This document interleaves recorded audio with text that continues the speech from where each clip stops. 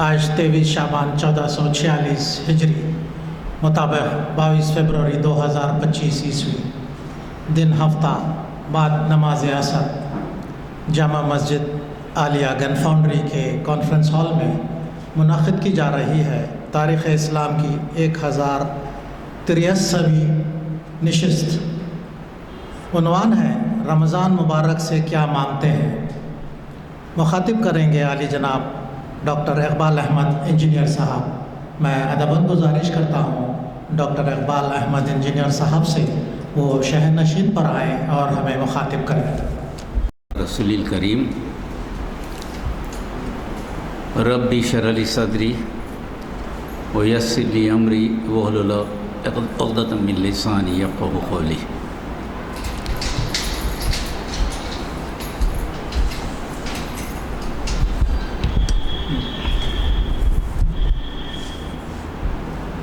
منتظمین مسجد عالیہ اور سامعین کرام،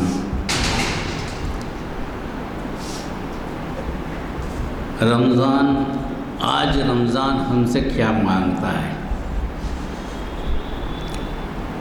دراصل اس سے پہلے ایک عنوان تھا اسلام دین ہے یا مذہب۔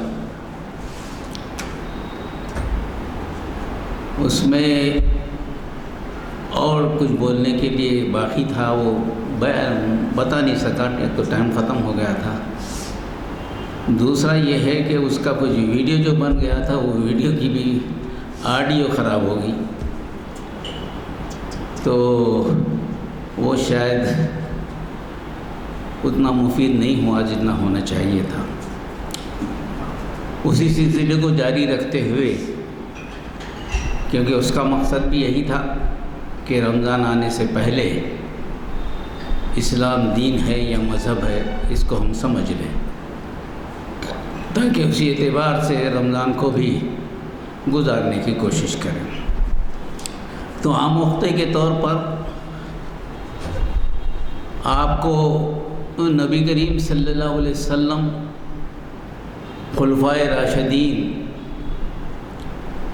کا وہ دور اور اس کے بعد پھر اسلام کا عرب سے عجم میں آنا، اس ادوار کا تھوڑا سا آپ سے تذکرہ کر دوں۔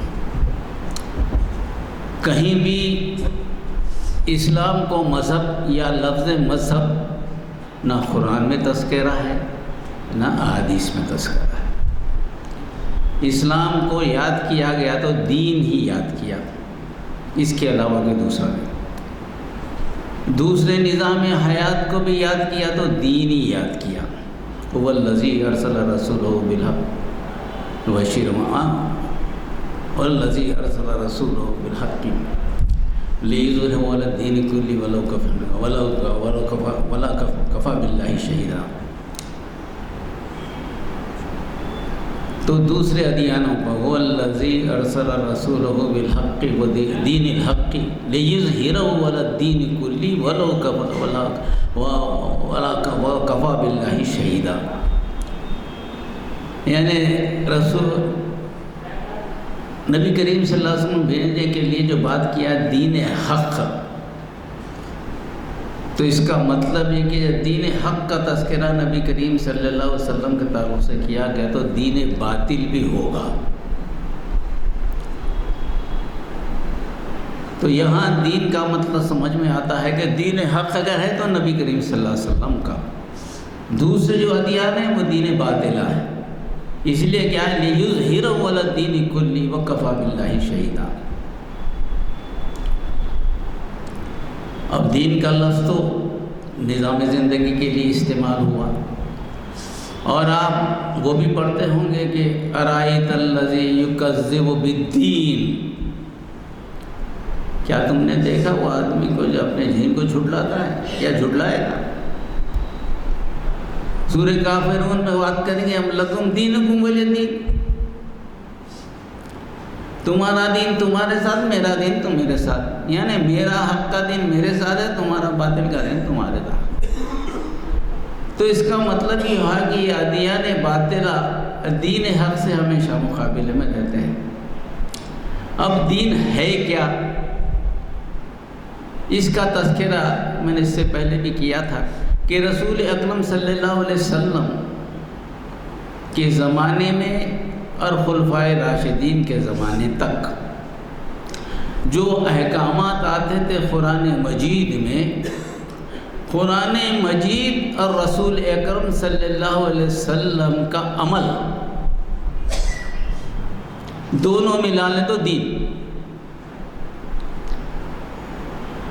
یعنی کتاب اللہ اور نبی کی سنت، یہ دین ہے۔ اور اس میں دیکھیں آپ 23 سالہ زندگی میں آپ نے لا الہ الا اللہ محمد رسول اللہ کی دعوت دی پہلے، جس میں توحید رسالت آخرت ہے۔ 12 سال کی جو مدنی زندگی وہ مکی زندگی ہے، تقریباً 13 سال کے قریب۔ اس کے بعد جو 10 سال ہیں وہاں آپ نے ایک سسٹم قائم کر دیا۔ 13 سال کی زندگی میں کا فکر بنائی، ایمان باللہ، ایمان بالرسول، ایمان بالآخرہ، ایمان کو مضبوط کر دیا آپ نے۔ تو پہلے کیا مسئلہ آتا؟ عقیدے کا مسئلہ آتا ہے۔ عقیدہ پہلے آپ کا مضبوط ہو جائے نا تو اس کے بعد آپ کو عمل کرنا بڑا آسان ہو جاتا ہے۔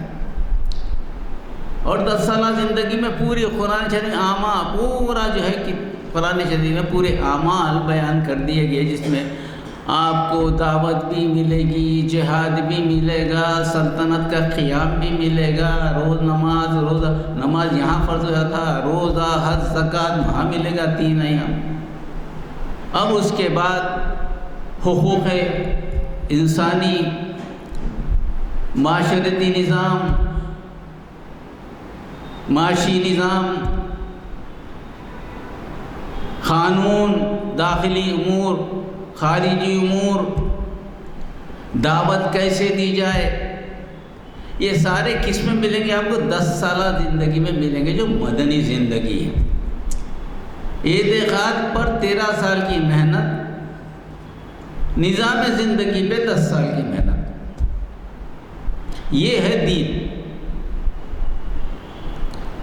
اب جب دین نبی کریم صلی اللہ علیہ وسلم کے زمانے میں ہوتا ہی آیا تھا، یا مقتہ کی طرف بدلنا ہوتا ہی آتا تھا، جب کوئی حکم آتا تو صحابہ کرام پوچھ لیتے کہ یا نبی کریم صلی اللہ علیہ وسلم حکم الہی ہے یا آپ مشورہ کر رہے ہیں؟ نبی کریم صلی اللہ علیہ وسلم کہتے کہ بے حکم الہی ہے تو بغیر چون چرا کے صحابہ کرام عمل کر لیتے، کوئی ریزن ہی نہیں، کوئی سوال نہیں۔ اگر مشورہ کرتے تو پھر آپ مشورہ دیتے ویسا ہی مشورہ جیسا کہ خود کا ہو سکتا ہے۔ اس کی مثال غزوہ احد ہے۔ نبی کریم صلی اللہ علیہ وسلم چاہتے تھے کہ مدینے کے اندر لڑے، مشورہ کیا گیا تو سارے لوگوں نے کہا کہ باہر جا کے لڑیں گے۔ نبی کریم صلی اللہ علیہ وسلم لوگوں کے مشورے کو قبول کیا، ایک سنت بنا دی، جب مشورہ مانگو، جب زیادہ تعداد کوئی مشورہ دیتی ہے تو اس کو قبول کرو، عمل کرو، فیصلہ کرو، اس کے بعد اللہ تعالیٰ ہدایت کرے گا، اللہ تعالیٰ اس میں مدد کرے گا تمہاری۔ ایک مشاورتی نظام بھی قائم کر دیا۔ اب اس زمانے میں تو یہی تھا، لاجک نہیں تھی۔ اب لاجک کیا کی ہوگی بھائی؟ کوئی شبہ ہو تو لاجک ہوگی نا، شبہ ہی نہیں تو لاجک کیا ہوگی؟ حق بات آ رہی ہے، اور آ رہی کہاں سے؟ جو حق کا دینے والا ہے، جو سب سے بڑا حق ہے، اس سے بات آ رہی، تو پھر اس میں شبہ کہے گا؟ اب شبہ نہیں ہے تو پھر لاجک کہے گی؟ تو کوئی لاجک تھی نہیں اس زمانے میں۔ تو دین مکمل طور پر کیا ہے؟ نبی کریم صلی اللہ علیہ وسلم کا زمانہ اور 4 خلفائے راشدین کا زمانہ، یہ ہے دراصل دین اسلام۔ اب چونکہ دین تو عرب کے لیے تو آئے نہیں تھا، اب اس کو پھیلنا تھا۔ آپ رحمت للعالمین تھے، رحمت للعرب تو نہیں تھے، رحمت للمسلمین تو نہیں تھے، سارے دنیا کے لیے کتاب بھی کیا ہے، حکم کیا ہے؟ ذالک الکتاب لا ریب فیہ ھدی للمتقین، متقین کا تقسیم نہیں ہے. کوئی بھی ہو سکتا ہے, کوئی بھی اسلام لا سکتا ہے انسان, کہ وہ سب بنی آدم کی اولاد ہے, سب پیدائشی طور پر مسلم ہے. ایک خصم المیثاق ازل لے کے پیدا ہوئے, ہر پیدا ہونے والی روح کیا بولی, الستو بربکم, وعدہ کر کے آئی نا, وعدہ کر کے پوچھا اللہ نے کیا تو مجھے رب مانتی ہے؟ ہر روح نے کہا کہ ہاں میں رب مانتی ہوں. وہ روح لے کے آئی ہے, تو اس کے لیے تو سب کو داخل ہونا ہے. اب جب یہ نبی کریم صلی اللہ علیہ وسلم جو پیغام لے کے آئے تھے رحمت للعالمین, عالم عرب سے نکل کر دوسرے عالم میں پھیلنے کے لیے آگے بڑھا. جب آگے بڑھا تو لازمی بات ہے کہ دوسرے ادیان بھی تھے نا, جس کا تذکرہ کیا میں.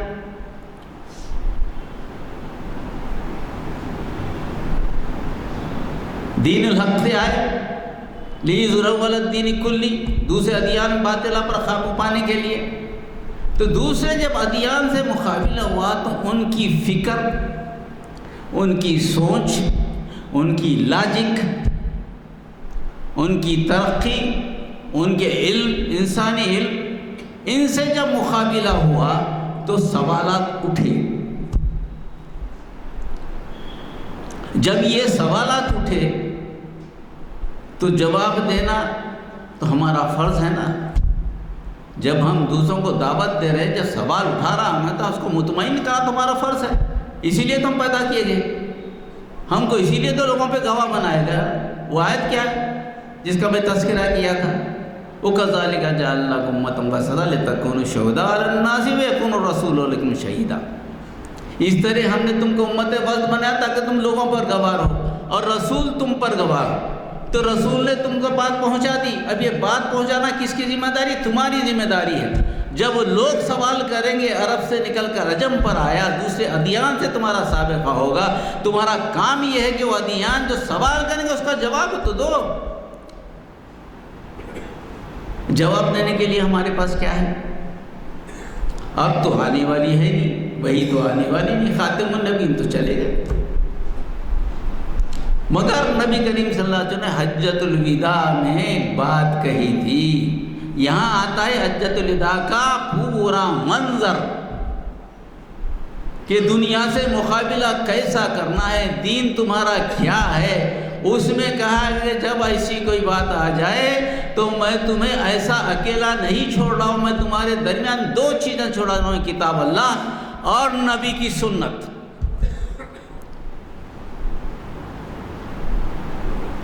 کبھی کوئی ایسا مرحلہ آ جائے تو کتاب اللہ سے رجوع ہو جاؤ, میری سنتوں پہ غور کرو, تم کو اس کا جواب مل جائے گا, تم کو اس کا جواب مل جائے گا قیامت تک. تو ہمارے درمیان کیا ہے؟ ہم دائی امت ہیں, تو ہمارے درمیان ایک معجزہ قرآن مجید کی طور پر موجود ہے, اور ایک دوسرا معجزہ نبی کریم صلی اللہ علیہ وسلم کی سنت کی طرح موجود ہے ہمارے پاس, احادیث کی شکل میں, چلتی پھرتی قرآن.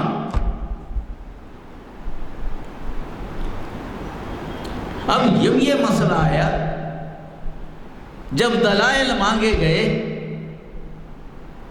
ہر طرف سے جب سوال اٹھا کہ بھائی دلیل تو دو, خدا ایک ہے, دلیل تو دو کہ قرآن صحیح ہے, دلیل تو دو کہ تم جو کام کر رہے ہو, تم جو شریعت پیش کر وہ چلنے والی ہے.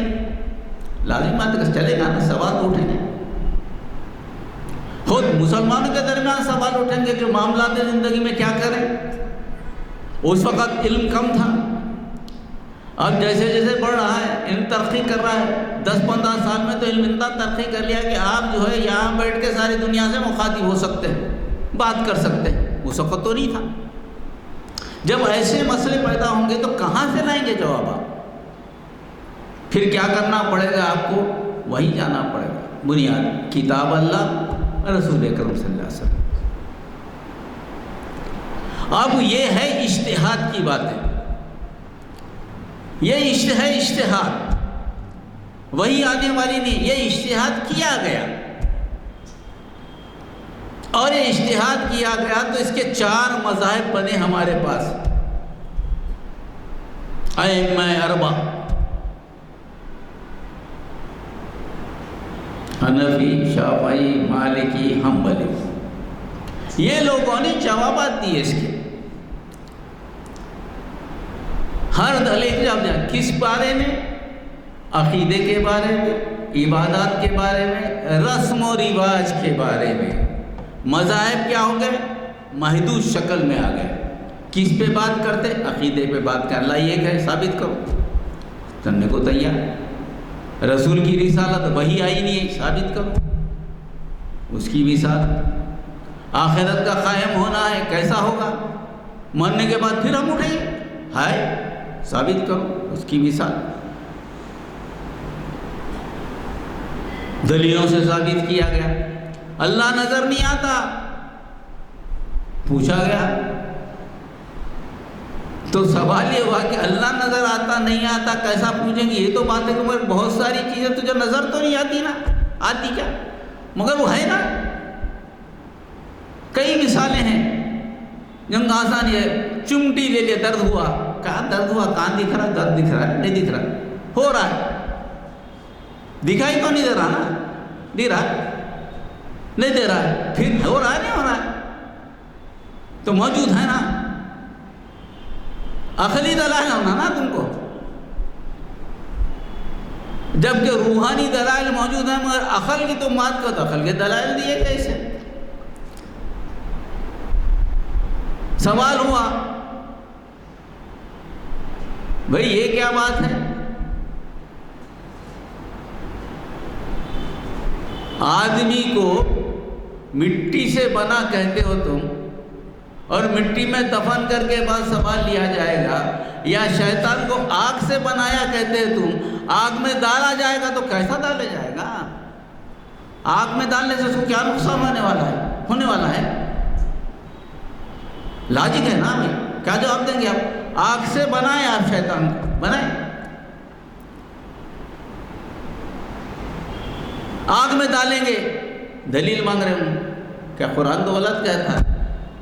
اب اس کو سمجھانے کا طریقہ کیا ہے؟ اس کا سمجھانے کا طریقہ تو قرآن و حدیث سے ہی ہوا. یہ جب یہ سوال کیا راہب،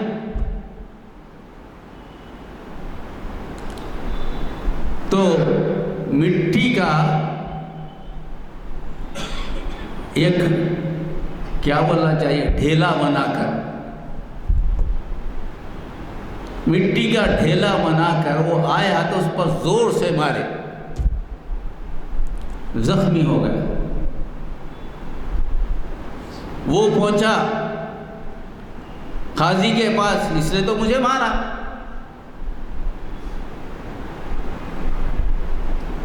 جب بلایا گیا ان کو تو بولا میں تو مارا اس کو، بالکل مارا، مگر اس کے سوال کا جواب دے رہا تھا. انہیں پوچھا تھا شیطان کو آگ میں ڈالے تو کیا فائدہ ہونے والا ہے؟ وہ یہ مانتا ہے کہ انسان کو مٹی سے بنایا گیا، میں مٹی کا ڈھیلا مارے تو اس کو نقصان ہوا. تو مٹی سے جب نقصان ہو سکتا ہے تو آگ میں ڈالنے کا طریقہ بھی اللہ کو معلوم ہے نا. اللہ کو معلوم ہے نا کیسا جلانا، اللہ کو نہیں معلوم. اس کے سوال کا جواب تھا یہ لاجک ہے، یہ لاجک ہے. ایک صاحب آئے ہماری طرف، بتا رہا ہوں واقعات بتاؤں تاکہ آپ کو مذہب کے بارے میں کیا معلوم ہونا کیا ہے. ایک صاحب آئے، بولے کہ بھائی میری بیوی کو طلاق ہو گئی. بولے کیا کرا؟ انہوں بولے کہ بھائی میں اس سے فارغ تو ہو گیا، مگر قسم کھایا اگر میں پانی نہا لیا تو تیرے کو طلاق. اب میں پانی نہا نہیں سکتا، میں نماز پڑھ نہیں سکتا، روزہ رہ سکتا، قرآن کی طرف نہیں جاتا، کیا کروں؟ اگر میں پانی نہایا تو طلاق ہو جاتی میں، اگر میں پانی نہایا تو طلاق ہو جاتی. سنیے جملے کو سنیے. امام اعظم ابو حنیفہ کے پاس پوچھے تھے. امام اعظم باتیں کرتے کرتے لے کے گیا اس کو حوض کے قریب، لے کے گئے. کیا پوچھ تو سوال کر رہا تھا، کیا بات تھی، کیا کرا تھا تو، کیا بتایا تھا؟ تو اس نے کہا کہ میں جمع کیا، میں جو ہے ناپاک ہوں، نہ تو میں قرآن کو ہاتھ لگا سکتا ہوں، نہ تو نماز پڑھ سکتا ہوں، نہ تو روزہ رکھ سکتا ہوں، میں ناپاک ہوں، یہ ناپاکی سے میں نکل ہی نہیں سکتا، چونکہ میں قسم کھایا ہوں اگر پانی نہ ہلوں میں تو میں تیرے کو طلاق، میں پانی آتے بھی کو طلاق ہو جاتا۔ آپ نے کہا ایسا، تو کھڑا تھا، اس کو دھکا دے دیا، پانی میں گر گیا، حوض میں گر گیا، نکلا باہر، یہ کیا کرے، جا طلاق نہیں ہوئی تیری، طلاق نہیں دی، پانی نہا لیا نا، پانی گر گیا، نہا لیا تو تو نہیں نہایا نا، تو نہایا تو طلاق ہے نا، تو نہیں نہایا، میں دھکا دے دیا تیرے کو۔ دیکھ رہے ہیں آپ، یہ باتیں نبی کے زمانے میں تھی نہیں تھی نا؟ تو ایسی لاجک ایسے سوالات اٹھتے رہتے ہیں، اس کو کہتے ہیں مذاہب، رسم و رواج کا کرنا، اب تقسیم کرنا، وراثت کی تقسیم، وراثت کے مسائل، 50 قسم کے مسائل، اس کو کہتے ہیں مذاہب۔ تو مذہب 3 چیزوں سے جانا جاتا ہے، ایک تو یہ کہ اس میں عقیدہ ہو، توحید ہو، توحید کی بات ہو، توحید کو ثابت کیا جائے دلائل سے، حالانکہ دلائل کی ضرورت نہیں، اللہ موجود ہے، میثاق ازل موجود ہے، مگر دلائل پوچھے جاتے ہیں نا، اللہ یہ کہ بتاؤ،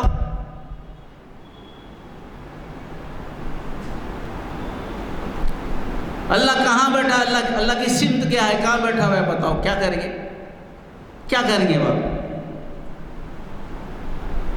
کیا دیں گے آخر، ساری مسلم دنیا کو چیلنج، کہاں ہے بتاؤ، کدھر بیٹھا ہو، کہاں بیٹھا ہے بتاؤ، اس کی سمت کیا ہے بتاؤ، کیا جواب دیں گے؟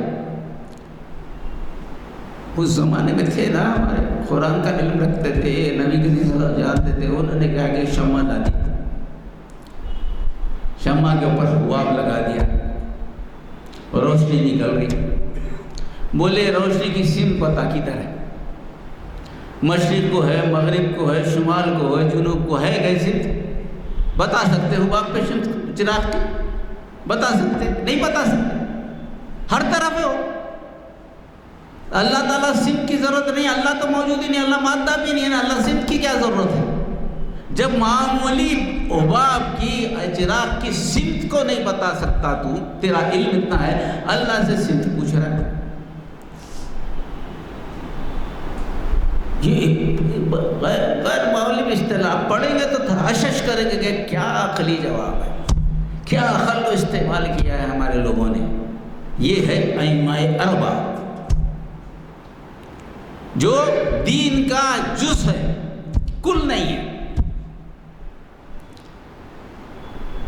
مگر اگر ہم مذہب کو ہی کل لے لیں، دلائل دیتے ہی رہیں، دینا چاہیے، نہیں دینا نہیں، ہر سوال کا جواب دینا چاہیے ہم کو، نہیں، مگر دین مکمل تو نہیں ہوا نا، دین مکمل تو نہیں ہوا نا،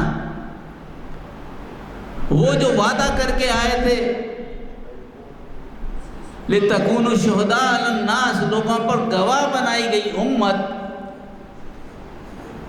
وہ علیکم رسول شہیدہ، تو اللہ تعالیٰ تم پر، رسول اکرم صلی اللہ علیہ وسلم تم پر شہید اپنے گواہ ہوں، تو وہ مقصد کو حاصل کرنے کے تو مکمل نظام حیات ہونا نا آپ کے پاس، دین، آپ کے پاس معاشی نظام ہونا، آپ کے پاس باہمی نظام ہونا، باہمی معاملات کیسے طے ہوں گا، انسانی جانوں کی حرمت کیا ہے آپ کو معلوم ہونا،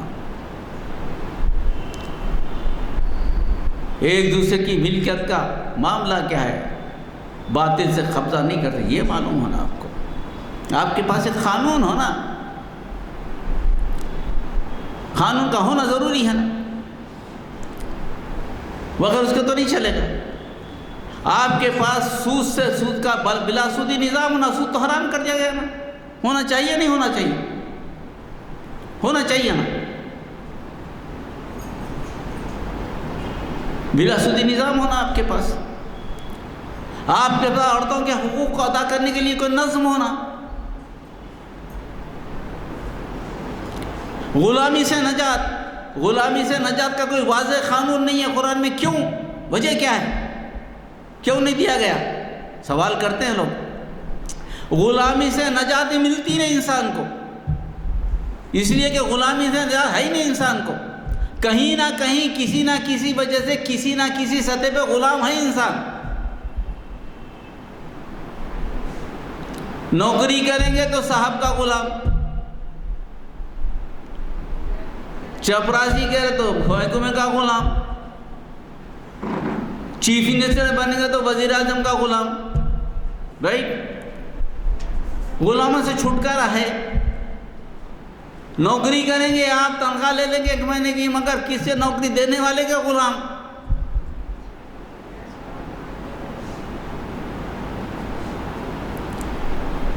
نبی کریم صلی اللہ علیہ وسلم نے کہا کہ غلاموں سے بھی اپنا جیسا برتاؤ کرو، یعنی انصاف، عدل و انصاف.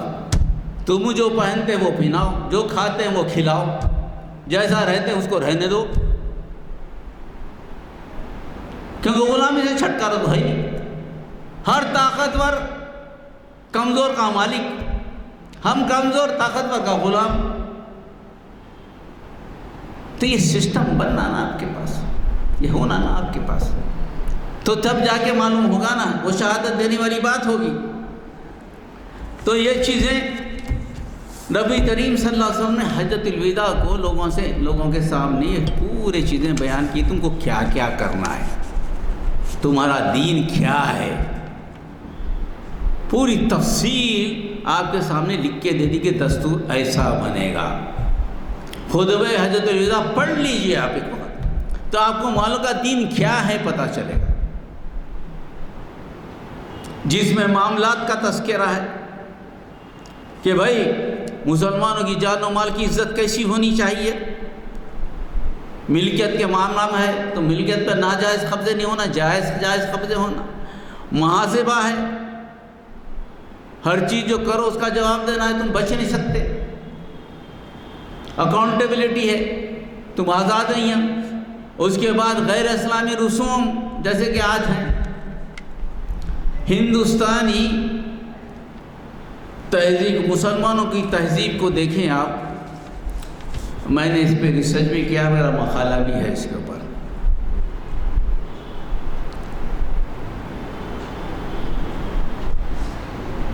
اسلامی تہذیب کے اثرات ہندو مذہب پر آمد اسلام سے لے کر آزادی ہند تک، یہ میرا ٹاپک تھا. اس کے بعد وائس ورثہ. آپ کو بتا دوں میں کہ جو کیرلا سے یا ساؤتھ سے جو اسلام آیا، وہ اسلام جو ہے اس کے اثرات زیادہ ہوئے. کیوں؟ اس میں اعتقاد و یقین تھا، اس میں لوگوں کو تبدیل کرنے کی باتیں تھیں. لیکن جو اسلام شمال سے آیا، فاتح، مسلم فاتح سے آیا، وہ اسلام سے بگاڑ پیدا ہوا. کیونکہ جب حاکم آئے تو حکومت کس پہ کیے؟ ان اقوام پہ کیے جو یہاں محکوم تھی، جن کی اپنی تہذیب تھی. ان کو ان پہ حکومت کرنا تھا. چونکہ ان کو حکومت کرنا تھا، انہوں نے کمپرومائز کیا. وہاں سے مرد آئے، شادی کس سے کیے؟ یہاں کی عورتوں سے کیے نا. عورت جب گھر میں آ گئی، بچہ پیدا ہو تو پالنے میں بٹھا کے گئی. 3 دن کے بعد کا چلا چھٹی سب چاہا اس میں. اور جو کہ حاکم تھے آپ کے کرنے تو کرتے رہتے، کیا کرنا ہے ہم کو. ہاں، کمپرومائز. اب جتنے چیزیں دیکھیں گے غیر اسلامی چیزیں، یہ آئے کہاں سے؟ وہ کمپرومائز سے آئے. ہر چیز کو دیکھو آپ، تفصیل میں نہیں جاتا، میں ٹائم بھی نہیں ہے. تو میں یہ دیکھا ہوں، میں اپنے ریس میں کہا بھائی ہمارا ہندوستان میں اسلام ایسا نہیں آیا جیسے دوسرے ملکوں میں گیا. یہاں اسلام جو ہے کمپرومائز کرتی ہوئی شکل میں آیا، جس کی وجہ سے مشکل ہے. ابھی بھی ہم وہی ہندوانہ رسم و رواج میں مرے تو کیا کرنا ہے، شادی کرے تو چلا چھٹی نمجے جنجے سب بٹو لگانا، کپیلے کپڑے پہننا، یہ سارے چیزیں اگر آپ دیکھیں گے رسم و رواج، ایسا معلوم ہوتا ہے کہ اسلام کا کہیں دخل نہیں ہے.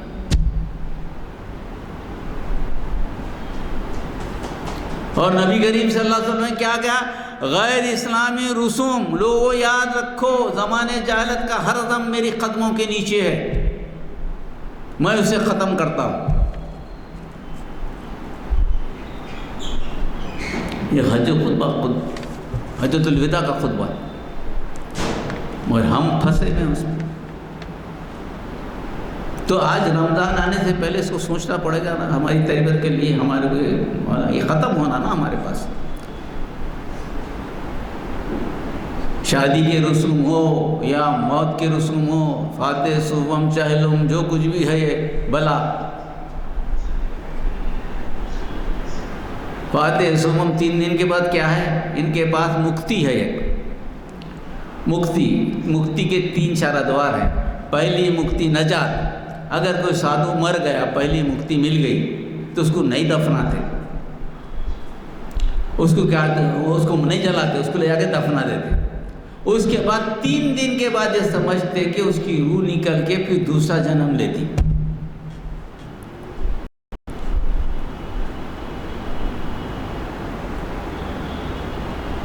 اور ویسی ہم بھی فاتح صبح کر دی۔ 40 دن تک کے بعد اس کی روح گھر میں رہتی، ہو مکتی نہیں ہوتی اس کو۔ 40 دن کے بعد انہیں جاتی تو بڑا کھانا کھلاتے لوگ۔ ہمارے پاس بھی ماشاءاللہ 40واں ہے نہیں؟ ہمارے رسوم کتنے ملتے جلتے ہیں، اور اسلام میں نہیں ہے نا۔ اور رسول اکرم صلی اللہ علیہ وسلم نے کہا لوگوں یاد رکھو زمانے جاہلت کا ہر عزم میرے قدموں کے نیچے ہے، میں اسے ختم کرتا ہوں۔ زمانے جاہلت کے قتل و خون کے جھگڑے آج تک ختم کر دیے جاتے ہیں، یہ نبی کریم صلی اللہ علیہ وسلم کا۔ اور نبی کریم صلی اللہ علیہ وسلم کا ہر شخص اپنے آپ کا ذمہ دار ہے۔ بیٹا باپ کا اور باپ بیٹے کا جرم کا ہرگز ذمہ دار نہیں۔ اس جملے میں عیسائیت کو ختم کر دیا، اس ایک جملے نے عیسائیت کو ختم کر دیا۔ آدم کا گناہ ہم تک آ رہا ہے، ہم پیدائشی گنہگار ہیں، نعوذ باللہ، اور پنرجنم کے فلسفے کو ختم کر دیا۔ بڑا گناہ کرتے بھی یہ جنم میں ایسا پیدا ہو گیا، ختم ہو گئی بات۔ ایک چیز کو، ایک ایٹم کو لے کے دیکھیں گے آپ خود حجۃ الوداع کا، ایسا معلوم ہوتا ہے کہ آپ کئی تہذیبوں کے جو سوالات اٹھ رہے ہیں اسلام پہ، اس کا ایک کا جواب دے سکتے ہیں۔ ایسا متوازن خود حجۃ الوداع کا خطبہ حج ہے، ایک عنوان کو اگر آپ دیکھیں۔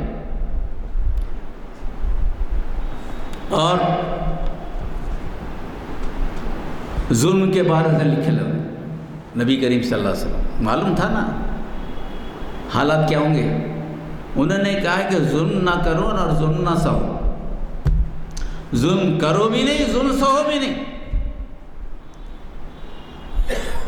ظلم کا مطلب بڑا وسیع ہے، پھر کبھی بات کریں گے۔ ظلم یعنی کسی کا حق نہ مارو، نہ اپنا حق کسی کو مارنے دو۔ تو مطلب اس کے لیے کیا ہونا پڑتا؟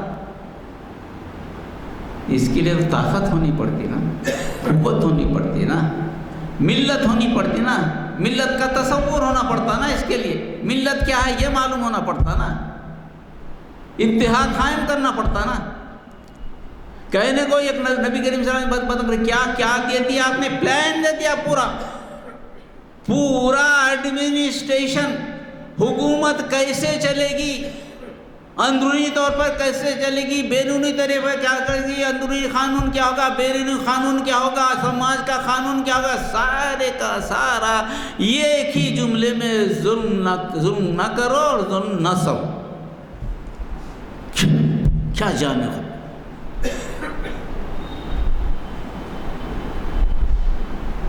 ایسی جو بہت ساری چیزیں ہیں، لایا تھا بہت بنوں، ویسے وقت کی بڑی تنگی ہو جاتی ہے، بات بہت مشکل ہوتی ہے بات اس میں۔ اور جو ہے کنڈیشن لگا دیے، یہ کنڈیشن، یہ کہا گیا میرے بعد کوئی نبی نہیں آئے گا اور نہ نئی امت پیدا ہوگی۔ خوب سن لو، اپنے رب کی عبادت کرو، 5 وقت کی نماز پڑھو، رمضان کے روزے رکھو، مال کا زکوٰۃ خوشی سے خوشی ادا کرو۔ کس میں؟ نظام زکوٰۃ میں نظام قائم کرو، جیسے نماز قائم کر رہے ہیں، جیسا روزہ قائم کر رہے ہیں، جیسا حج ادا کر رہے ہیں، ویسے نظام زکوٰۃ قائم کرو۔ کیا کر رہے ہیں؟ کیا ہوا؟ اپنے حاکموں کے فرمانبردار رہو، اس کی جزا یہ کہ اپنے پروردگار کی جنت میں داخل۔ مگر یہ کہا اگر کوئی حبشی کان کٹا غلام بھی تمہارا امیر ہو اور تم کو خدا کی کتاب کے مطابق لے چلے تو اس کی اطاعت و فرمانی کرو، اگر کتاب کے مطابق نہیں چل رہا ہے تو تم کو کھڑے رہنا ہے۔ کیا ہے؟ جہاں حاکم کی ذمہ داری دی گئی وہاں رعائی کی ذمہ داری بھی بتا دی، تمہارے کیا حقوق ہے، تمہارے کیا ذمہ داریاں ہیں، تمہارے حقوق بتا دے، ذمہ داری بنائے۔ اگر اللہ کی کتاب کے خلاف ورزی ہو رہی، نبی کی پیروی نہیں ہو رہی اور حاکم کا حکم مان رہے ہیں، آپ نبی کی اطاعت نہیں کر رہے، آپ اللہ کی اطاعت نہیں کر رہے، قطعی نہیں کر رہے، آپ ظلم کر رہے ہیں اپنے آپ پر، اپنے ساتھ رہنے والوں پر بھی ظلم کر رہے ہیں۔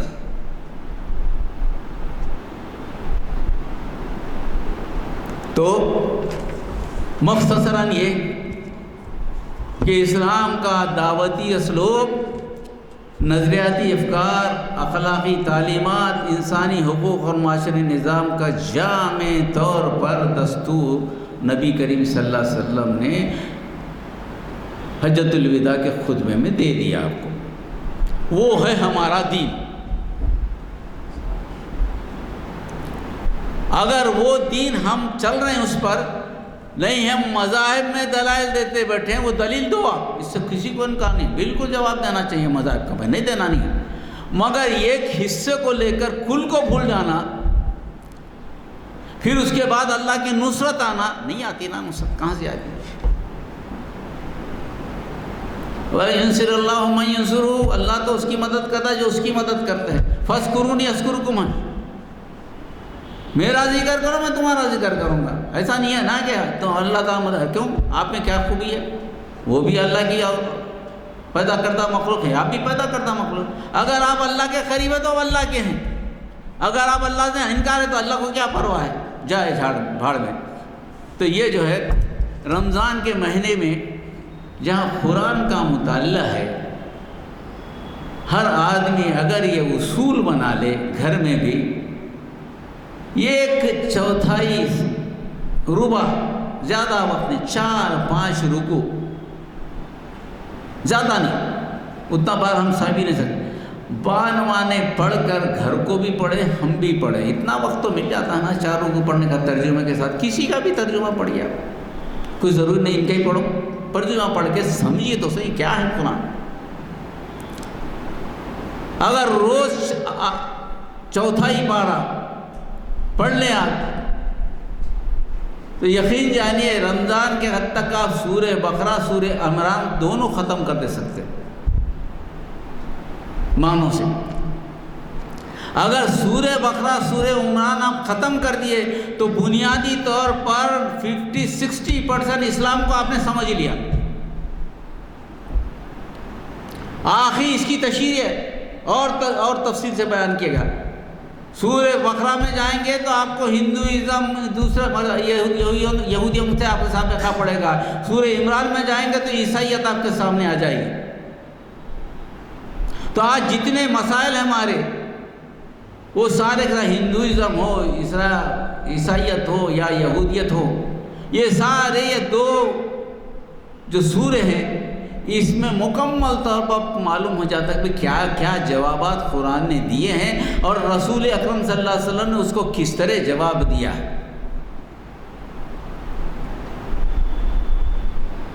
اگر واقعی رمضان سے فائدہ اٹھانا چاہتے ہیں تو آپ کو نظام حیات اسلامی نظام حیات کے کچھ حصے آپ کو معلوم ہو جائیں گے، جس سے گھر کو بھی روشنی ملے گی، آپ کے دل کو بھی روشنی ملے گی۔ آپ ایک طریقے سے آپ رمضان سے باہر آئیں گے تو آپ بات کرنے کے موقف پہ رہیں گے۔ ہر رمضان آ رہا چلے جا رہا، کچھ ہو رہا ہی نہیں، ہمارے کچھ فرق ہی نہیں پڑ رہا ہماری زندگی میں، تو ایسا نہیں۔ قرآن کو سمجھنے کی کوشش کیجئے۔ نبی کریم صاحب تو قرآن کو سمجھایا ہے۔ تو یہ جو لاسٹ ٹائم خطبہ تھا، اسلام دین ہے یا مذہب، اس کا یہ پڑھ تو آخری طور پر اب یہ کچھ حصہ باقی ہے، انشاءاللہ پھر کسی دوسرے میں اس میں ختم کروں گا میں اس کو، کیونکہ ذرا لمبا ٹاپک ہے، اس واسطے ایک دوسرے میں ختم نہیں کرتا۔ بس یہ جان لیے کہ یہ آیت کی ہم کو پابندی کرنا ہے۔ وَكَذَلِكَ جَعَلْنَاكُمْ أُمَّةً وَسَطًا لِتَكُونُوا شُهَدَاءَ عَلَى النَّاسِ وَيَكُونَ الرَّسُولُ عَلَيْكُمْ شَهِيدًا، تم لوگوں پر گواہ ہو، تم انبیاء کا کام کرنے والی امت۔ یہ ایک حدیث بول کر ختم کر دیتا ہوں میں آپ کو، ہمارے لیے خوشخبری۔ رسول اکرم صلی اللہ علیہ وسلم نے صحابہ سے پوچھا وہ کون سا ایمان ہے جو مرغوب ہو، عجیب ہو، میرے لیے فرق کا باعث ہو، کس کا ہو سکتا ہے وہ ایمان؟ تو صحابہ نے کہا کہ بھئی ایسا ایمان جو پسندیدہ ہو، آپ کو پسندیدہ، تو فرشتوں کا ہو سکتا ہے۔ فرشتوں کے ایمان سے بڑا کس کا ایمان ہو سکتا ہے؟ رسول اکرم صلی اللہ علیہ وسلم نہیں، فرشتوں کو تو ایمان لانا ہی لانا ہے، وہ اللہ کے قریب ہے، جنت دیکھ رہے ہیں، دوزخ دیکھ رہے ہیں، سب بھی دیکھ رہے ہیں، وہ تو ایمان لائیں گے ہی لڑکے۔ پھر رسول اکرم صلی اللہ علیہ وسلم سے لوگوں نے پوچھا نہیں وہ تو نہیں ہوتا۔ پھر صحابہ نے جواب دیا پھر انبیاء کا ایمان۔ رسول اکرم صلی اللہ علیہ وسلم نے کہا کہ یہ کیا عجیب بات ہے، یہ کیا کون سی بات ہے؟ انبیاء پہ تو وحی آتی ہے نا اللہ کی طرف سے، اچھا وحی آتی ہے تو ان کو مانا ہی مانا ہے، اور کیا ایمان میں کیا فرق ہوتا ہے ان کا؟